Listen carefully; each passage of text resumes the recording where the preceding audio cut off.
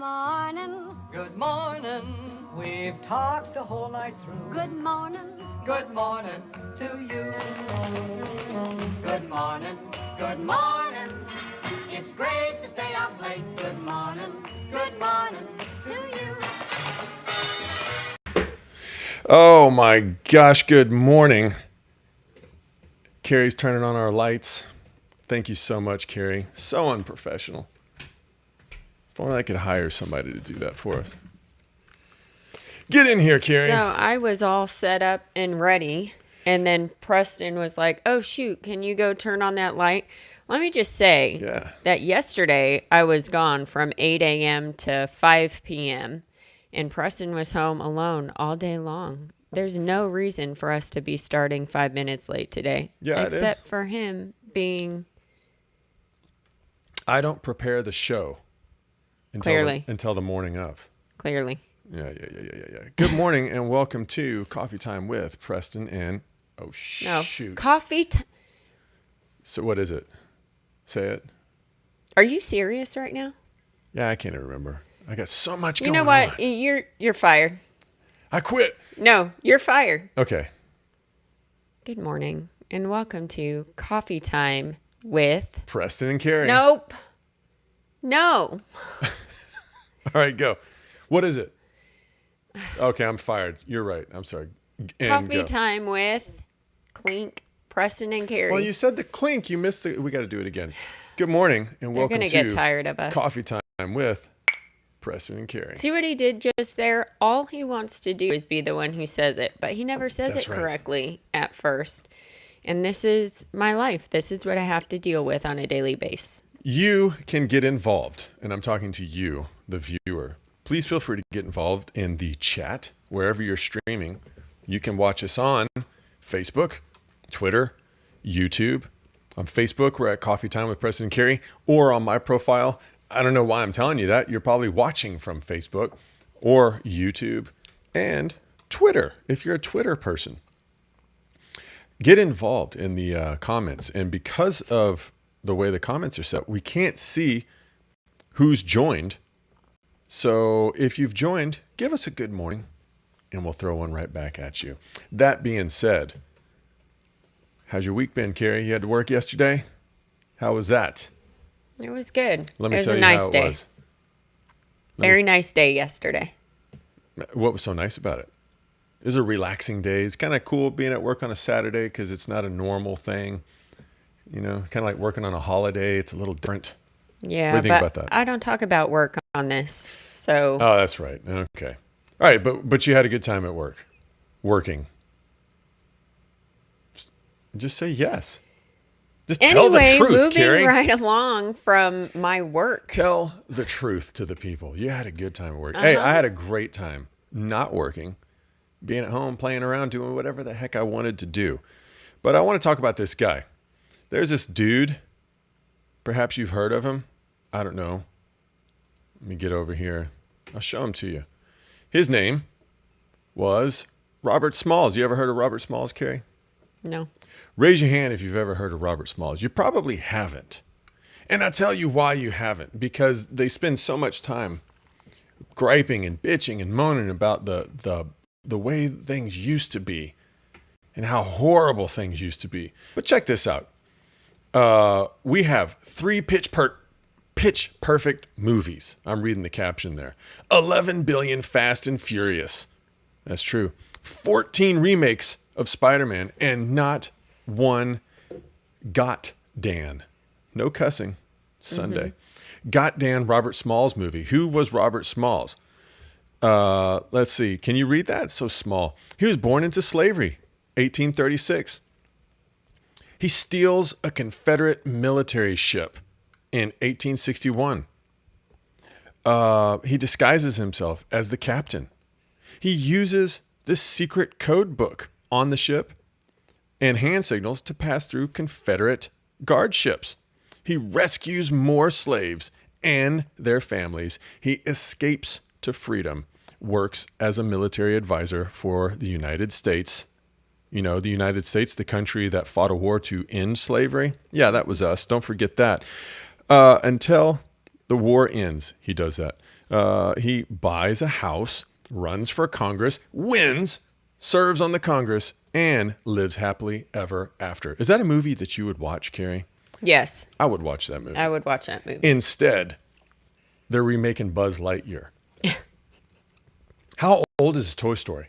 How old? When did that movie come out? In the 90s, right? I have no idea. I mean, we're talking about 20-something decades long. They're still making more Toy Story.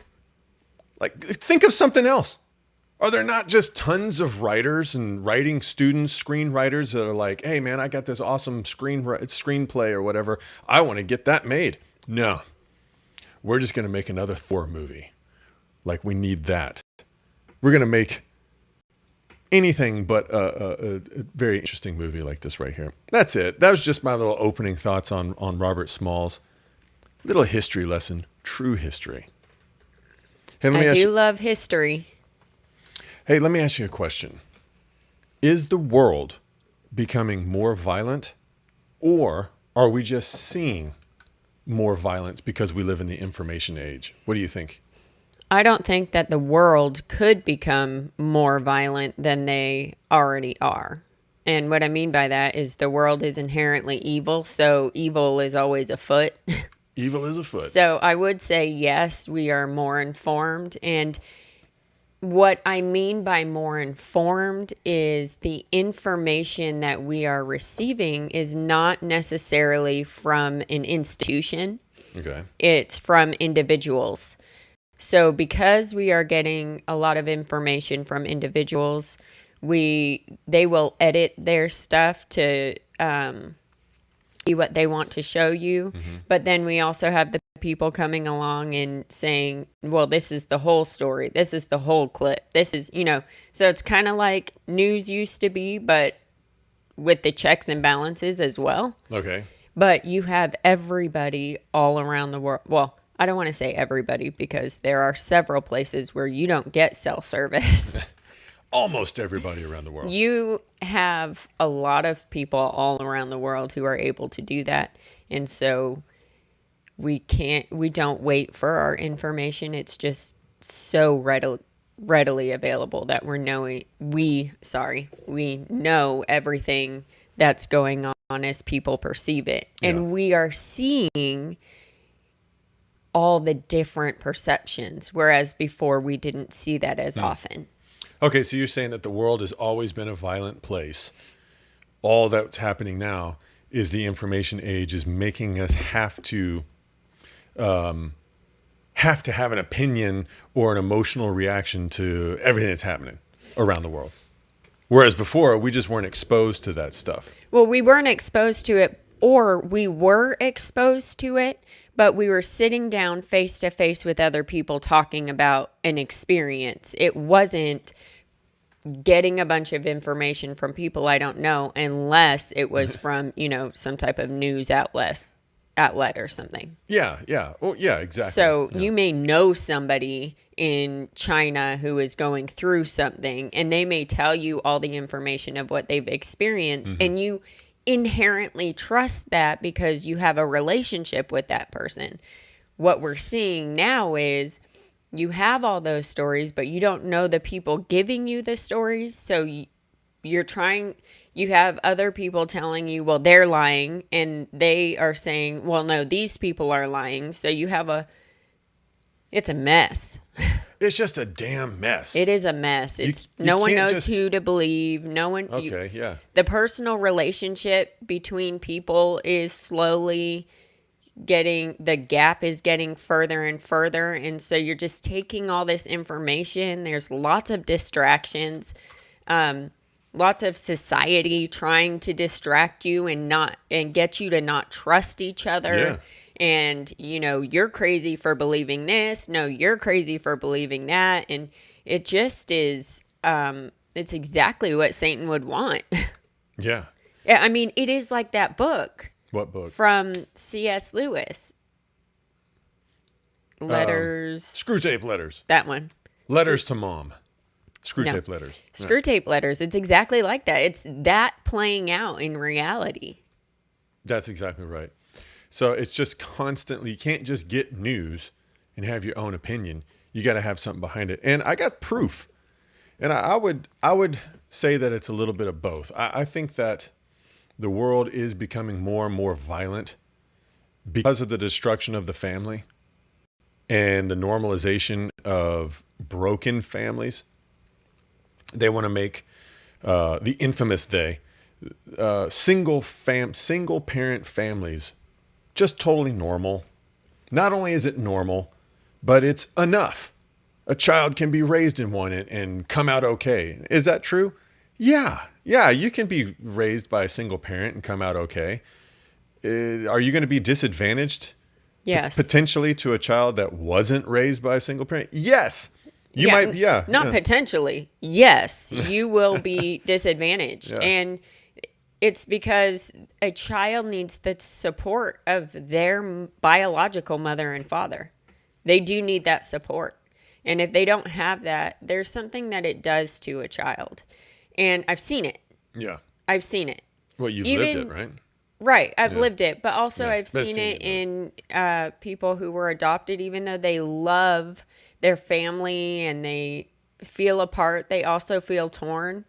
You know, I have adopted brothers and sisters. I know for a fact that it can be difficult. Yeah. It's difficult and it is a disadvantage. Yeah.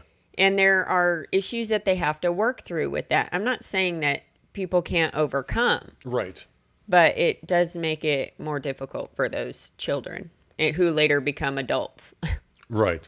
Hey, we got a comment from a Facebook user. For whatever reason, you are showing up as simply a Facebook user. Can't see it who does you are. that. It'll show on our page, but it won't show. It won't show on this. This stupid software. Anyways, this Facebook user says good morning, y'all. So hello and good morning. I can tell you who from it is. us to Facebook. Oh, yeah. Jump on your thing and watch the live chat from Facebook via your phone. That's what we're going to need to do. Let's do that. And while you're doing that, it's exactly right. So I believe it's a little bit of both. I believe that it's the information age. It's Heather Fuzzlier. Oh, good. It's the Fuzzliers. Good morning. Good morning. Great to see y'all. Yeah, just keep your phone going there. That's going to be the easiest way to do it. It's being inundated with too much information. It's just TMI. And it's also the violence growing in the world. And it doesn't matter how you legislate it. Anyway, I'm running ahead, but I got this news story, a couple of news clips I just want to show real quick to prove a couple of points. Number one, violence is growing. And number two, we're being inundated. So check this out. Here's a news story from right here in, I believe, Houston, Texas. This is from some other news outlet. I don't remember. Probably says on there 104.5, some radio station. A 13-year-old boy faces murder charges after shooting outside Kroger in Texas. Now, the reason I bring this up is, isn't that horrible? Look at that. A 13-year-old kid shooting some guy. I read the story. It didn't really give a lot of details as to why he did it. Did he shoot a guy or did he just shoot a gun? No, he shot and killed somebody because it's a murder charges, right? Right? Let me check that again. I don't know. I don't listen sometimes. Outside Kroger, blah, blah, blah. Yeah, murder charges. Yeah, he shot somebody. Doesn't really say why. Maybe you read another story, find out why for me. But the reason I bring that up is because if you keep reading the story, this happened over a month ago. And it's in today's news cycle. So just keeping it alive. Keeping it alive, number one. Right. And if it was such a big, horrible ordeal, why are we just now hearing about it? Except that there's a motive behind it. They're not just reporting the news. What are they, a month behind on the news? Trying to take our guns away. That's what they're trying to do.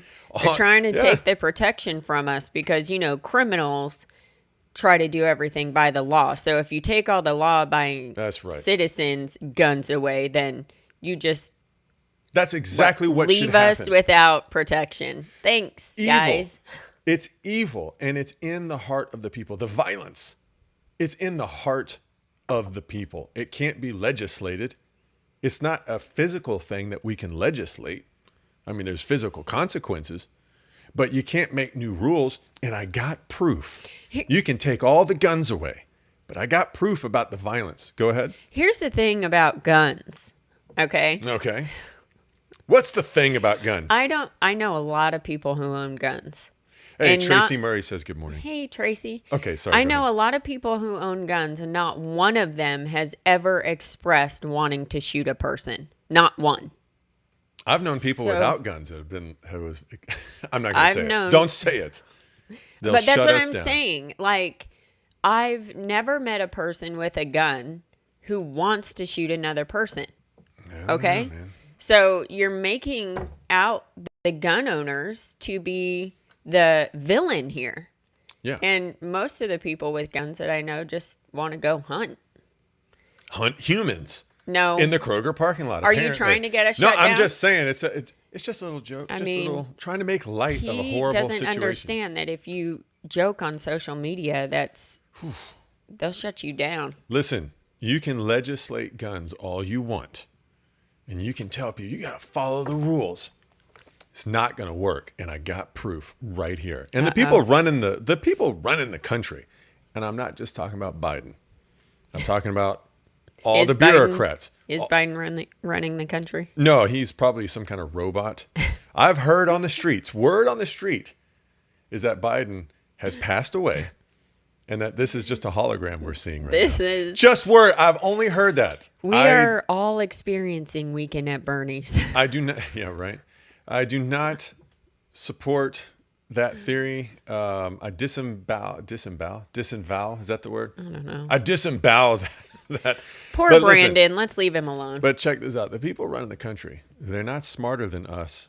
They're not smarter than y'all. We're just as smart, if not smarter. Look at this story. A teen fatally beats a 73-year-old man with a traffic cone. And it's caught in a video. And if you read the story, this comes from the Washington Post.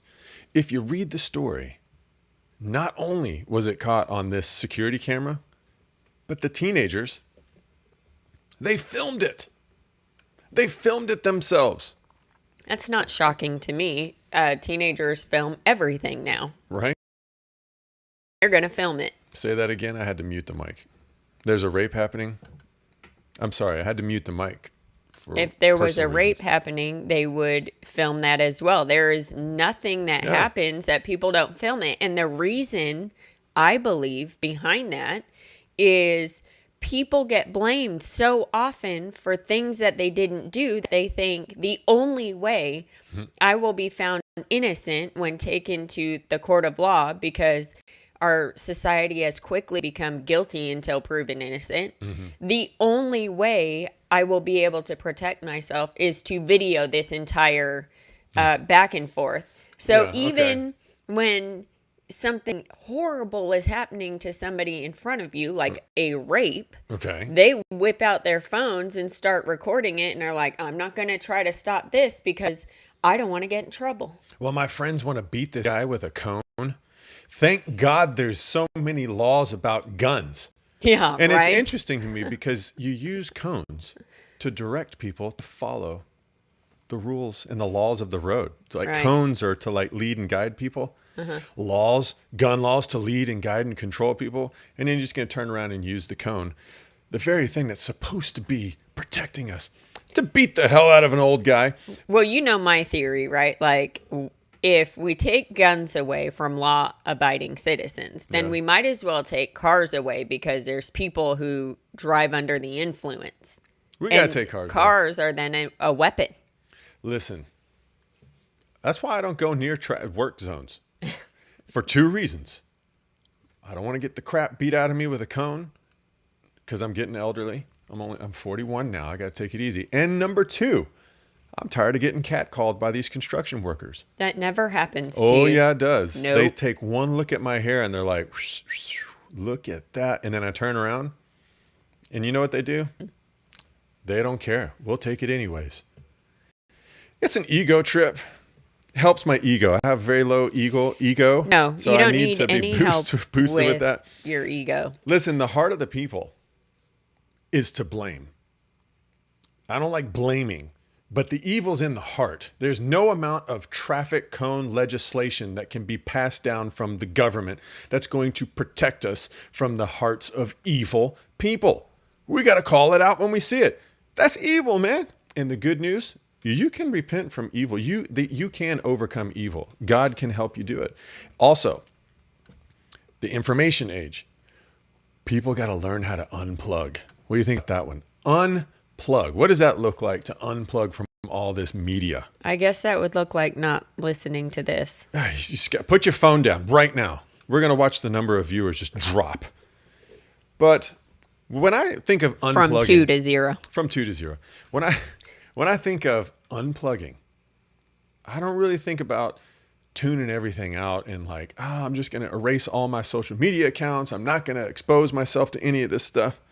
What I think is I got to take time during the day where I'm not being stimulated. I got to learn to be alone so I can stand alone. Which brings me to my next question. What does it look like to stand alone? What do you think it looks like? You hear people say this all the time. In movies, we got all these movies, the hero standing alone. He's fighting injustice, or she's standing up to the system by herself, by himself. And they look like heroes. So we model ourselves after that.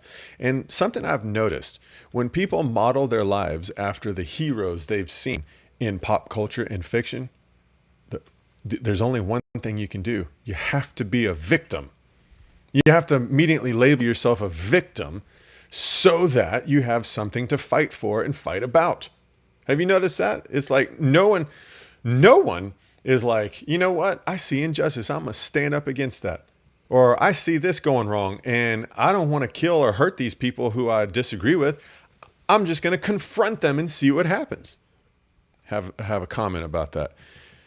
I believe that's the Fussliers. The Fussliers, y'all have 3 LOL. Sherman is with me. Yeah, we got 3 viewers because Sherman, it's the Fussliers. They are a package. They are a 2 package for 1 deal. And then Tracy Murray's got a comment. Unplugging to me in my life is driven by my electronics. Yeah. I'd have to say that, especially lately, like I just went ahead and went on my Facebook page and made everything private and was just like, I don't really need this to fill. This is not fulfilling in my life.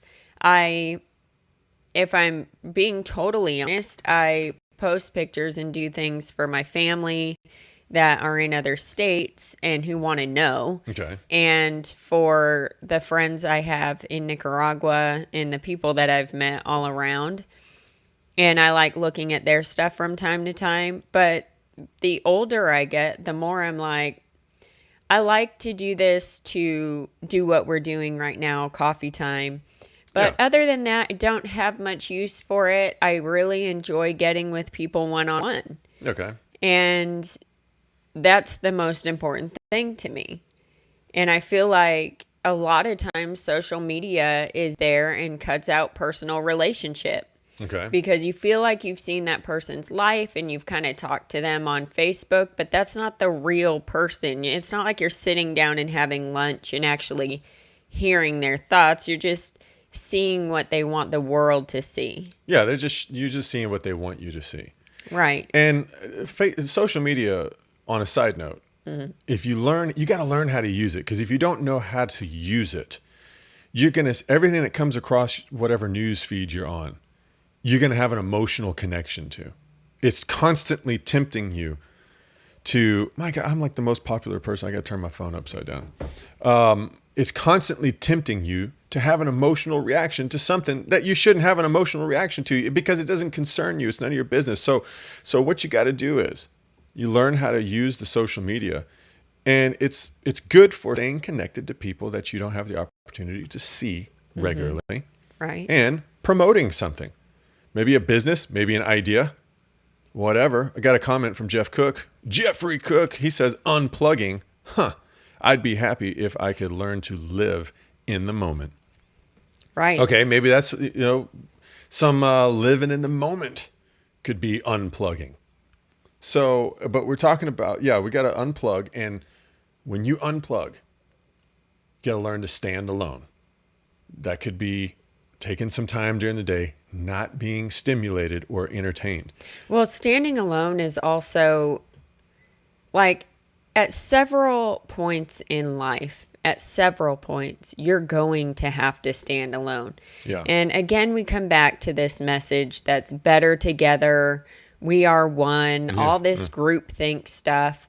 And the truth is, you're not together with anyone. You're only together with people when they want something from you, when they need something from you.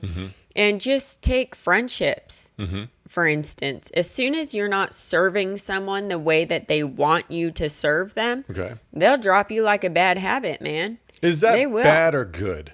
I mean... Or just normal? Is it bad, good, or normal? Which one? I guess it just depends. This is why I have the mindset, right, about people are in your life until they're not. Okay. Because if the Lord is moving someone on, but you're supposed to stay where you are, and there's a divide there, at some point you have to be like, well, I guess you go your way and I go mine.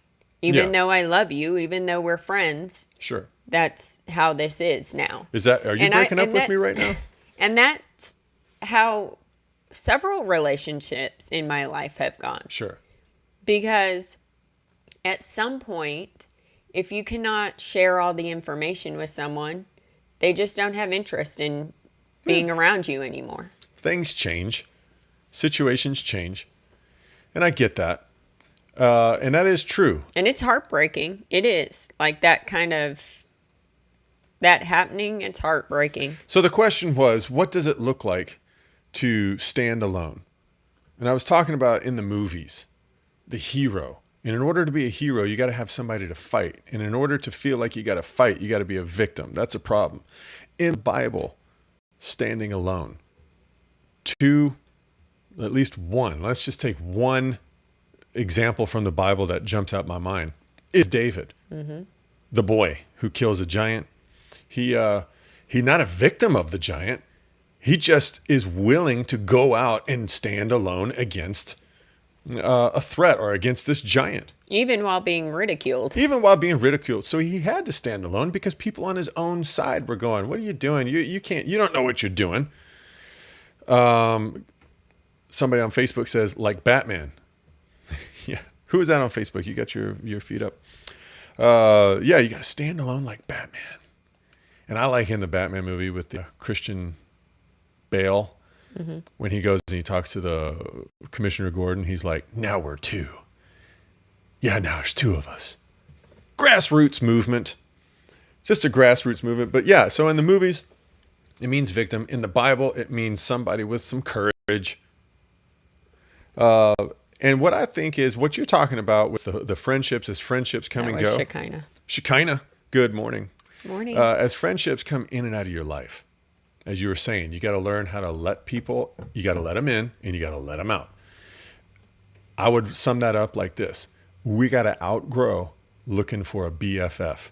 You know, when you're in school, everybody's writing little notes, best friends forever, BFF. You write it on everything. I knew girls that had like BFF written on their dang tennis shoes, my God. Yeah, I mean, what it needs to be is, best friend until I piss you off. And he's BFF, best friends for a while. And that's another problem I have. Best friends until I decide to walk my own path in life. Yeah, just friends for now. FFN. We're friends for now until death do us part. It's even in the institution of marriage. Hey, I like you. I'm going to commit myself to you. But if you die, I'm back out there. I'm back on the market. Listen, he's already got my death planned. So let's just say. Well, I don't have your death planned. If I go up missing. No. I don't have your death planned. I have the aftermath planned. It's this guy. Yeah. He's moving on like as soon as the dirt's on the. Listen, when you're laid up in the hospital. Coffin. When you're laid up in the hospital and still alive, I want you to approve of whoever my next wife is going to be. That's why I'm going to bring her to the hospital and say, hey, what do you think about her? And you're going to give her your blessing. I will live just to make you pay for what you've done to me. Just for what you just said. I'm not dying. Live in the hospital. Yeah. They'll try to unplug me and I'll be like, nope, I'm still breathing just to piss him off. And listen, man, BFFs, they lead to gossip. And everybody looking for a BFF because they're afraid to stand alone. It leads to gossip. It's been my experience. And then as soon as, and everybody's your best friend for now, your FFN, until you have a disagreement. And I see this in everybody. Let's just pick on the Christians, because a day can't go by that I'm not going to pick on some Christians, because I love the Christians and I want to edify and admonish and edify the Christians, our brothers and sisters. We claim to love. We claim to want unity. We claim to be together. But as soon as somebody disagrees with us, I don't know how you could be a Christian. I don't know how that guy could be a Christian and think that way. And we watched this movie last night. That's what they do. Okay, we watched this movie last night with Jason Bateman in there. I'm going to get right to the point. Very long story short, it turns out that he's a jerk. And he's kind of a conniving little twit. He is a jerk. By the end of the movie, you're like, this guy's a total jerk. And all the drama happens when his first child is born. He's in the hospital and his wife's like, I don't want you coming home with me. I'm like, okay. While I was watching the movie, I'm like, listen, doesn't love mean it might be a shock that I'm finding out that my husband's a total jackass right now. But you know what? I still love him. And I can work with that. And we gotta move past this. That's what love is. It's not, you know what? I thought that you weren't a jerk, but it turns out you are. Not in today's society. You ain't seeing your baby. In today's society, it's, well, you did something I don't like, or better yet, don't understand. And instead of trying to understand it or wrap my mind around it or being just patient, which is what love is by definition in the Bible. Love is patient, love is kind. Not doing any of that, just not trying to wrap my mind around what might be happening in your life or what might have happened or whatever. Mm-hmm. Instead, I'm going to say, oh, you did something to piss me off, we're done. Or this is what I see in your character, we're done. And what happens when you do that is you show that you don't love that person. Right. In today's society, that's what they're telling you marriage is. Hey, live with a person. Make sure that you actually like them enough to marry them. Even if you have kids, it's fine. And then if you get married and you decide, you know what? We've both changed. It's fine. Let's get a divorce. It's fine. Everyone changes. Everyone moves on. And the problem with that is that you're not teaching people to love each other. No. You're teaching people to cut their ties and run the other way when something looks different or scary. Yeah, that's exactly right. And when that happens in enough individuals, the whole society begins to crumble, because the building blocks of the society, which is the individual, just crumbles. And if enough people say it, if enough people say, just quit, at some point, people will just grow up thinking, okay, when times get tough, quit. Yeah, that's what you do. But the funny thing is, the catchphrases are, when, times get tough, keep going. Yeah. But then all the examples are to quit. That's exactly right. I just saw a story in the news yesterday talking about people, 24-year-olds, talking about being burnt out How at is that a job. even possible at 24? Because you're a total soy boy beta that has not grown. You are a big giant child, and I'm convinced that the age brackets, age demographics, back in the day, a child was from 0 to somewhere around, let's say 20 to 21, maybe 25 to kind of get your crap together, get your life together, do something with your life. Today, teenage years, childhood, teenage years have been extended into the 30s. And it's perfectly acceptable for people to just be doing the same crap in their 30s as they were doing in their 20s.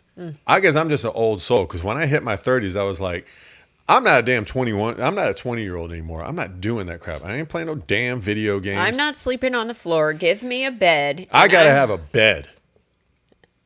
Broke back. No. What? I mean, my back hurts if I sleep on the floor now. Stop talking. Listen, man. How do you say fun in Spanish? Do you remember how to say fun? Agrioso? What's that? What did you say? Agrioso? Agrioso? Alegra? Well, okay, that's happy. Okay. Alegra, yeah. That's happy. You say fun, diversión. So, oh, yeah. I never learned Parque that. de Diversiones. That's amusement park. A fun park. Hey, you want to go to the fun park? No one would go to a fun park. What was the other word I said? Nothing. A made-up word. Something made up. Something you say. We're going to go with it with slang.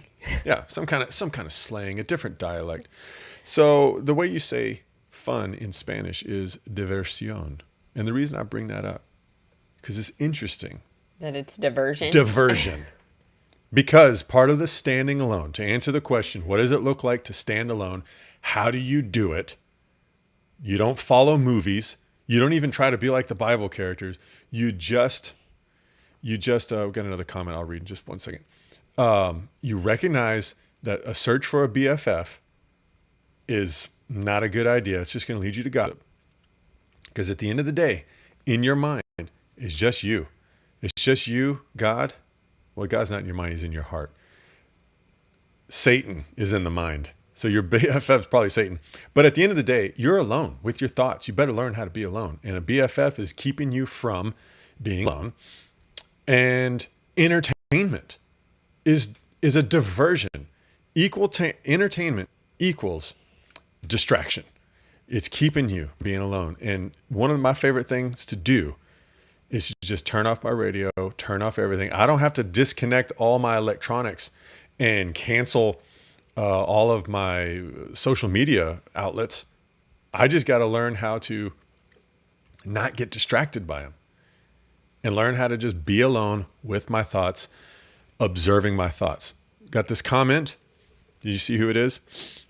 It is it after like Batman? Yes. It's Shekinah. Who said Batman? Shekinah? Mm-hmm. Yeah. Oh, Shekinah got another comment. But we had kids by that age. Oh, yeah. We had kids by that age. Kids by that age. That's you grow true. up fast. I was 20. I mean, happy 21st birthday. We had kids by that age that we cared for already. Yeah. Seth Radliff has weighed in. Good morning, sir. Morning. He says, you might have stopped video games, but Risk is still acceptable at all ages, right? Yes. My Risk entire family plays Risk and gets mad. less.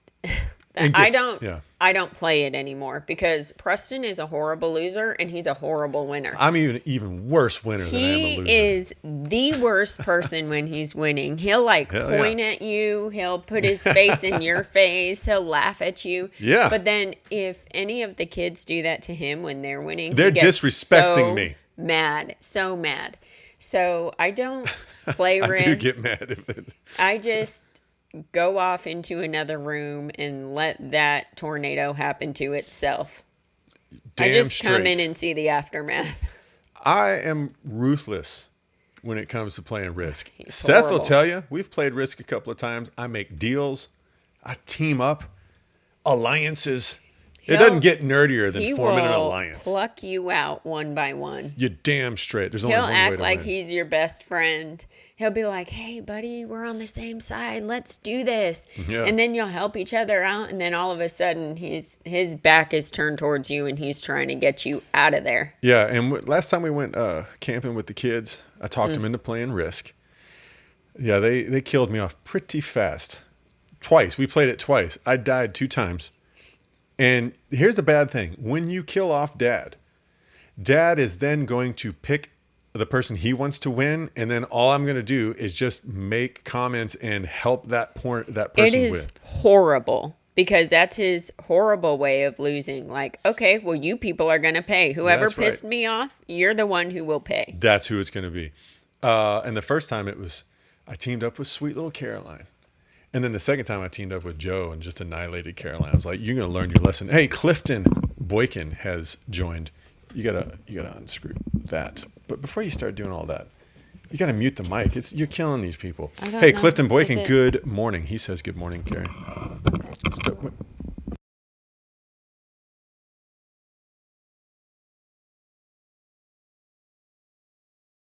Okay. Oh, Lord. Clifton Boykin says good morning. What do you think about that? Good morning. There you go. But talking about how you stand alone, what does that look like? Entertainment equals distraction.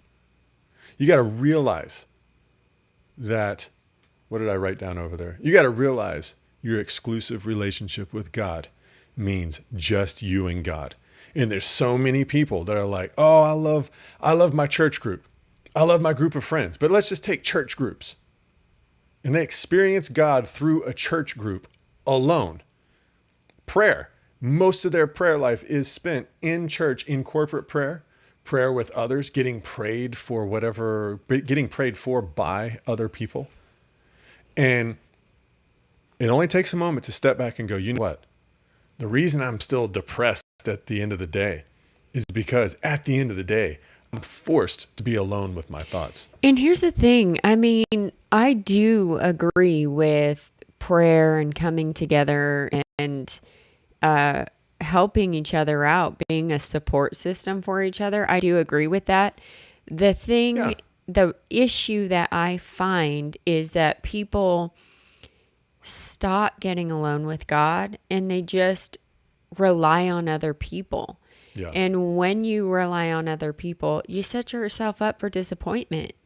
Other people will disappoint you.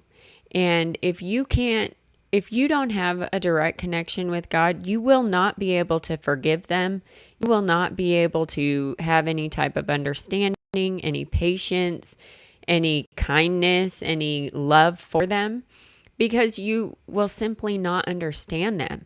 But if you get alone with God, He has a way of sending His Spirit to comfort you in a way that nobody else could. Yeah. And He brings the ideas to you that make you want to be patient with others and loving and long-suffering with them.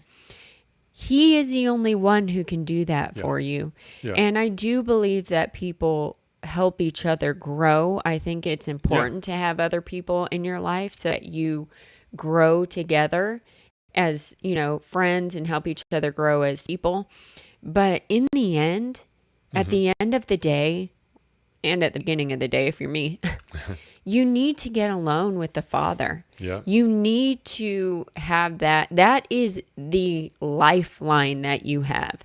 The only way you can overcome is through the Spirit of God and God Himself. It's the only way. Yeah. People are here to help in other ways, but that direct line, it's a necessity. That's exactly right. And let me tell you what that looks like, because I've experienced this so much. I used to judge, or I used to experience boredom. I was afraid of being bored, so I ran into entertainment all the time, games, movies, TVs, whatever. Entertainment, because deep down inside, I was afraid of being bored. I didn't even realize it. So, and then if the being bored was painful mentally, I would, with the help of Satan, I would misdiagnose that as depression or melancholiness. And for many years, I thought I just suffer from depression. And it wasn't until the Lord began to show me and wake me up. And He was like, you got to be alone with me. And stop praying. Stop praying with all these fancy words and fancy tongues and fancy all this. Because I thought my prayer life was a list, talking out loud to God. But God knows your thoughts before you even say anything. My prayer life has changed, and God taught me how to do that. Be alone. Am I talking about meditating? No. I'm talking about observing. And all the things that come into my mind that the enemy wants to put there, I used to try to run away from. I used to try, I shouldn't even think like that. Now I've realized those aren't my thoughts. Those are coming from someplace else. Oh my God. No. Coming from someplace else. And so what I do is I just observe them, and then I stop labeling it as depressed or melancholy and call it what it is. It's pain.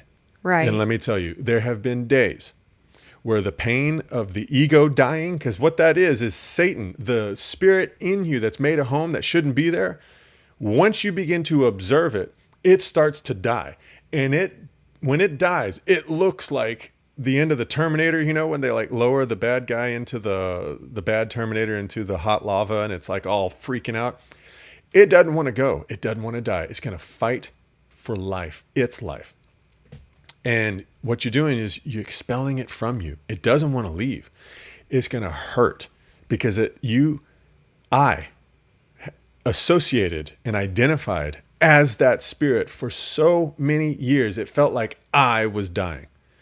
And there are days where the pain of the ego was so bad. There were days that I just didn't feel like I could do anything. And this is what I've learned, and I pass it on to anybody. My advice, take it or leave it. Just endure the pain by observing it. Don't try to get away from it. But once you just endure it and go through it, my favorite time in life is just being quiet, being by myself, whether I'm at work, whether I'm driving, whether I'm at home, whatever, being alone with those thoughts, because I have learned to hear the voice of God speak to my soul instead of live in my mind. And it hurts like hell. But if you endure that pain, your life becomes so much greater. It just does. And the praying, the Lord's Prayer 15,000 times, the praying the rosary, the praying in tongues, that doesn't, I've tried it. I've tried it all. It's not the same. All that is a physical, something you're doing physically. And anytime you're doing something physical, it's a distraction from what's happening spiritually in your life. What do you think about that? Sounds great. Sounds I mean, great. I think that a big, huge part of life is letting go of your ideas. And what you often see in this whole relationship with your best friend, right? Your BFF, is that you're clinging on to something that is not meant for people necessarily to have. Yeah, that's it's right. meant to be between a person and God. And we often want to have another person be that God in our life. That's exactly right. We need someone else telling us, being affirming and telling us all these things. And again, you're cutting out the lifeline with the Father and you're replacing it with a person. Yeah. And that can only end in sorrow in your life. And I know that from firsthand experience. I've had several people that I've been very good friends with, and as soon as they don't understand me or I piss them off in some way, they're gone. Yeah. And it's like a reminder constantly, like, you're not going to be understood by all people because these people that you keep putting in your life, they are not God and they didn't create you. That's right. So you don't have to be understood by them. You have to be understood by me. When are you going to stop trying to fill that empty void with other people and start filling that empty void with me? That's a very good point. And what you were saying is that people want to fill that void with other people. And while I do understand and agree with that statement to an extent, I will elaborate on that. The real you doesn't seek out other people. The real you is a soul who is connected to God. You're a child of God. And most people, all of us, born into a fallen world, we're born into an illegitimate father, which is Satan. And when you come out of that, the real you wants to get back to your real father. It longs to be in a relationship with God. Right. And it's evil inside of us that makes a home so good and so deep. We think that's the real us. And so we think, well, I just want a friend. No, you don't want a friend. You want to get back to your father and have unity with your father. It's the evil within you that wants you to make friends, to distract you. And we're so comfortable with relating to our thoughts and living in our thoughts that we think that those are our thoughts. Well, that's my idea. To get another BFF is just my idea. It's not. And once you begin to doubt every single thought that goes through your mind and just observe it and realize that's not me, guilt is going to go away. You're not going to feel guilty for having certain thoughts because you're not having them. They're just in your head. It's like feeling guilty about having a dream. You can't control your dream. Right. But everything you were just saying is exactly right, Carrie. And the real you longs for a relationship with the Father. And when we realize that, by doubting thoughts and prioritizing our prayer life, true prayer, which is learning how to hear the voiceless voice of God, you begin to live And if you're not doing that, you're still dead. That's okay. But recognize it. But all you got to do, this is why God's so good. All you got to do is realize it. And what happens is God convicts you. He's trying to show you that's not the real you. All you got to do is see it and not justify it or doubt it. All you got to do is go, yeah, you're right, God. Right. You're right. I don't know what the hell I'm doing. I don't know the real me. I'm so disconnected. I'm so stuck in my flesh and in my mind. I wouldn't know the real me if it walked through the door. And once you admit that, the process has started. It's a process, and you begin. And heaven is part of that process. It's not something that we're waiting to get to. Heaven, every day better than yesterday for eternity. That's the process. And once you can start the process right now by just admitting, God, you're right. I'm wrong. I had it all wrong. And then the process starts. Because hell is the opposite of that. And so many people are in hell. And the Christians are over there worried about what's hell look like? What does the Bible say about hell? What does your life say about hell? Look at your life. Would you want anybody to emulate you? And most people are like, no, because I don't do things right and I make mistakes. Yeah, of course. You wouldn't want anybody to emulate you. You'd want somebody to be better than you. Most people are like, I don't want my children to be just like me. I want them to be better than me. And it's like, it is possible to live the life that you would say, hey, children, you are going to want to be just like me because I'm the real me. Oh my gosh. Well, what's interesting is if we're made in the image of God, right? And his son was perfect. Yeah. His son looked to him to emulate him. So you would think that your children would look to you to emulate you. And they do, unfortunately. Right. And we're so busy teaching them all the crap that like how to be a really bad winner and loser at a game. That's exactly right. That being said, we're going to end there. I don't want to make this more about me. You're turning this back on me. Full circle. Hey, man, check us out next Sunday, 9 a.m. live just about every Sunday. Thank you so much, everybody, for your chats and your comments. Love reading them. Feel free to put even more next time. It doesn't matter. Love it. Have a great one. Anything else, Carrie? Have a great week. Have a wonderful week. I'm looking for that right there. Bye-bye. Bye. It's 1:30 already. It's morning. Yes. And what a lovely morning. Good morning.